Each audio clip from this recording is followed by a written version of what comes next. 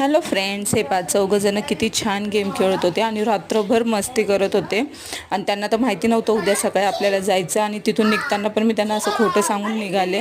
आणि सकाळी त्यांनी जे अवस्था केली होती की घरातून जायचंच नाही, आत्याच्या इथून जायचंच नाही. आणि ज्यावेळेस निघालो आळंदी रोडवरचं हे पहा, इतकं सुंदर संतांचं दर्शन होतं ना. सगळं खूप सुंदर आळंदी रोड आहे, इतकं फ्रेश वाटतं की. आणि प्रत्येक गोष्ट तिथं दिसून येते आपल्याला.